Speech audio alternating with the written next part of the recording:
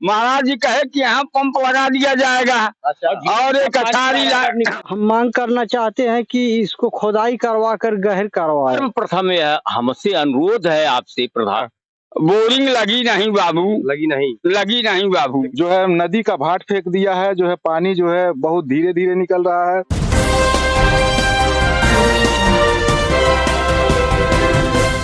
नमस्कार, मैं राजीव रंजन, आप देख रहे हैं SK News 24 सच्चाई की जीत। और इस समय मैं मौजूद हूँ माड़र के समीप बना हुआ घिउहावा पुल। तो यही है घिउहावा पुल है और यहाँ पे समस्याएं यही है कि यहाँ पे पंप नहीं लगाया गया है जो कि पानी को तेज रफ्तार से फेंक सके उस पार। तो बहुत धीमी गति से जा रहा है। अभी आपको देख रहे हैं कि पानी कितना धीरे धीरे जा रहा है। हमारे कैमरामैन दिखा रहे हैं, जरा दिखाइएगा थोड़ा सा। देख सकते हैं बहुत धीमी गति से जा रहा है पानी, क्योंकि मोटर नहीं लगाया गया है। और यहाँ लोग हैं, जानते हैं। देखिए अब क्या चाहते हैं आप लोग? क्या देखिए, चाहते तो यही है कि मतलब आगे बहुत से मतलब जमीनें जो है अभी पानी में डूबी हुई हैं। जी जी। और जो है यहाँ का पानी जो है इस रास्ते जो आ रहा है बहुत स्लो आ रहा है, धीरे धीरे आ रहा है। और फाटक तो लगभग खुले हुए हैं सब, लेकिन पानी में इतना करंट नहीं है, मतलब रफ्तार नहीं है कि वो तेजी से पानी खींच सके। अगर तेजी से नहीं खींचेगा तो बुआई नहीं हो पाएगी। और इस पर हम निवेदन करना चाहेंगे कि सरकार इस पे अमल करे, नहीं तो कईयों हजार एकड़ जो है भूमि जो है अब गेहूं की फसल नहीं हो पाएगी। धान तो चौपट हो गया और पानी भरा रहेगा तो गेहूं का बुआई नहीं हो पाएगा, जिससे किसान भी नुकसान में रहेगा और उत्तर प्रदेश सरकार का अर्थव्यवस्था भी नुकसान में रहेगा। तो जो है कि मतलब आप दिखा सकते हैं कि इसी जगह पे यहीं पर यही माड़र के रेगुलेटर यही है। और यहाँ पे ही पास किया गया था ये मोटर, और मोटर अभी तक लगा नहीं है, केवल कागजी कार्रवाई में है। और लगा नहीं इसलिए पानी नहीं फेंक रहा है। और किसानों की फसलें जो है अभी भी जल में विलीन है, डूबी हुई है। घिउहावा पुल पे अगर रेगुलेटर लग जाएगा तो समस्याओं से निदान लोग पा सकेंगे, किसान जो है समस्याओं से बच सकेंगे। और क्या कहना चाहते हैं आप? हम यही कहना चाहते हैं, सरकार से हमारी रिक्वेस्ट है कि अगर आप यहाँ मोटर बैठा देते तो बखिरा झील की जितने भी फसलें होती वो बड़े सावधानी से पंच अपना काटता दाता।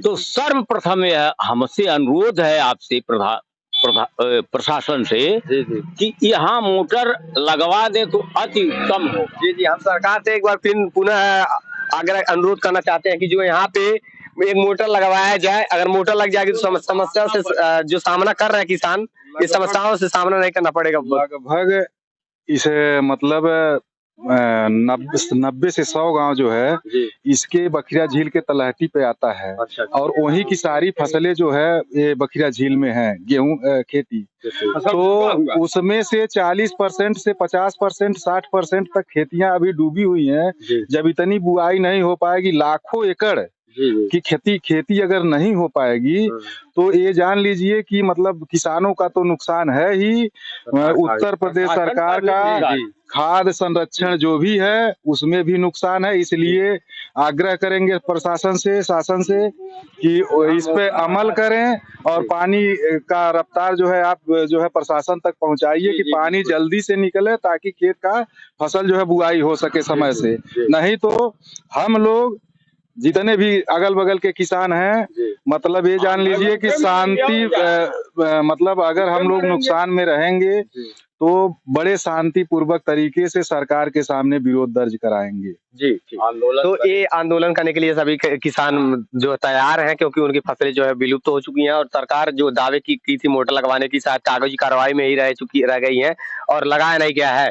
और यहाँ पे मोटर लग जाता तो बहुत बेहतर रहता, जिससे किसानों को समस्याओं से जूझना नहीं पड़ता। और ये चुरमा नाला है, और चुरमा नाला पर हम आए हुए हैं इसलिए कि यहाँ पे किसानों की बहुत बड़ी समस्या है। हम आइए किसानों से रूबरू करवाते हैं, उनकी समस्याओं को जानते हैं। क्या नाम है आपका? बेचन। कहाँ से आए हुए हैं आप? घूरा पाली से। क्या समस्या है आपको? पानी सब जलमग्न भइल बा। जलमग्न हुआ है? हाँ, ताल में अभी पूरा पानी है। ये फाटक तो लगाया गया है, साथ साथ फाटक लगे हुए हैं, फिर क्यों जलमग्न है? पानी नहीं निकल रहा है। पानी नहीं निकल रहा है? हाँ। उसका समस्या क्या है? भटा हुआ है। अच्छा, चुरमा नाला भट चुका है। हाँ। अच्छा। हाँ। तो उसके लिए क्या मांग करना चाहते हैं सरकार से?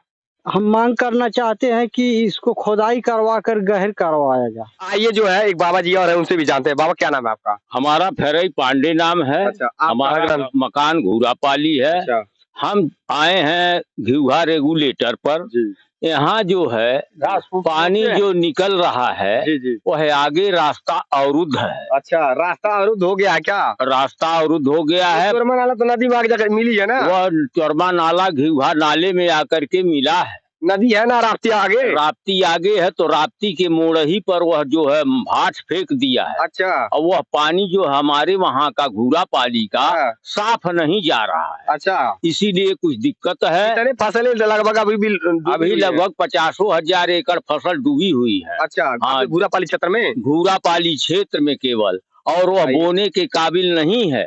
इसलिए हमारा रिक्वेस्ट है कि इस नाले को साफ किया जाए। देखिए, एक गरीब जनता की एक गुहार है गुहार कि उनकी जो है इतनी सारी एकड़ फसलें जो है वहाँ की ग्रामीण जनता की फसलें सब विलुप्त हो गई, जलमग्न है अभी भी, क्योंकि ये चोरमा नाले में जो है मिट्टी लगी हुई, मिट्टी भाट फेंक दी है वहाँ पे मुहाने पे, राप्ती नदी के मुहाने पे चोरमा नाले पे भाट फेंक दिया है ना बाबा? हाँ हाँ, वही समस्या सबसे बड़ी है। बाबा आप क्या कहना चाहते हैं? क्या नाम है आपका? हमारा नाम है केदारनाथ त्रिपाठी, अच्छा, ग्राम घूरापाली। क्या कहना चाहते हैं आप? कहना चाहते हैं कि हमारे गांव की जनता प्लस हम अच्छा डूबे हुए हैं बाबू। कहाँ जाएं हम लोग? अरे अब तो बाढ़ खत्म हो गया, फिर कहाँ डूबे हैं? अरे बाबू अभी गांव तक पानी है। अच्छा। गांव तक पानी है। अच्छा चोरमा नाला साफ नहीं हुआ और चोरमा से लेकर के यहाँ पे बोरिंग लगने वाली थी ना? बोरिंग लगी नहीं बाबू, लगी नहीं बाबू। लेकिन शिलान्यास तो शायद हो गया है। अरे बाबू शिलान्यास से क्या मतलब? शिलान्यास तो मैं भी हूँ अपने पोते के लिए, लेकिन अब कल मर जाऊं तो शिलान्यास क्या करेगा जब काम नहीं हुआ है? देख सकते हैं वो कागजी कार्यवाही में जो है यहाँ पे पास हो गया है मोटर, और अभी तक लगाया नहीं जा सका है, और पानी भी फेंक नहीं रहा है, पानी जो है पास नहीं कर पा रहा है, जिसकी वजह से यहाँ पे लोग बहुत परेशान है।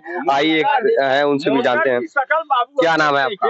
प्रदीप कुमार निषाद नाम है। अच्छा, तो कहाँ से आए हुए हैं आप? ग्राम सभा सिसई से। क्या समस्या है आपकी? समस्या देखिए, समस्या में तो बहुत समस्या है। सबसे बड़ी समस्या है पानी की समस्या। अच्छा, जो बखिरा झील को हम लोग जानते हैं, हाँ।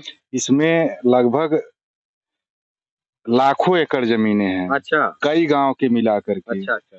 और पहले तो हम लोग परेशान हुए कि धान की खेती किए, अच्छा, सूखा पड़ गया। और जब बालियां जो है निकलने लगी तो प्रकृति का कहर ऐसा आया, बाढ़ आ गया, डूब गया। तो धान तो ऐसे भी चला गया।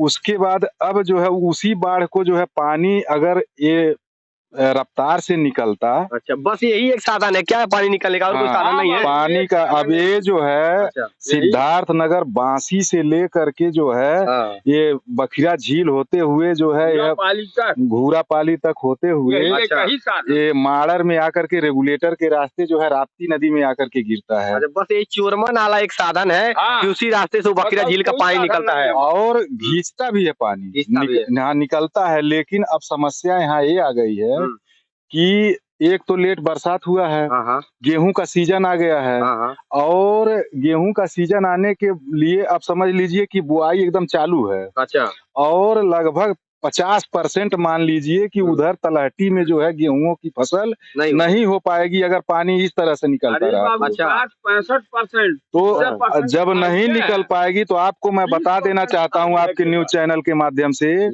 कि इतना बड़ा एरिया है यह बखिरा झील वाला। कई गांव को जोड़ता है, 20-30 गांव को जोड़ा हुआ है। और अगर यहाँ की गेहूं की बुआई अगर 50% नहीं हो पाती है तो ये मैं दावे के साथ कह सकता हूं कि यूपी गवर्नमेंट में रसद खाद विभाग जो है उस पर असर पड़ सकता है अगर सरकार नहीं ध्यान देती है तो। अच्छा, हाँ, उस पर असर पड़ सकता है। जब यहाँ पर हमारे अनाज नहीं होंगे, किसान के पास अनाज नहीं रहेगा, तो ये तो बेचारे हम लोग जो है खुद डूबे हुए हैं। 10 एकड़ जमीन जो है गेहूं बुआई करना था, अभी देख रहे हैं कमर भर पानी है, यहाँ घुटने भर पानी निकल रहा है। और आगे चल करके राप्ती नदी के तट पर जो है नदी का भाट फेंक दिया है, जो है पानी जो है बहुत धीरे धीरे निकल रहा है।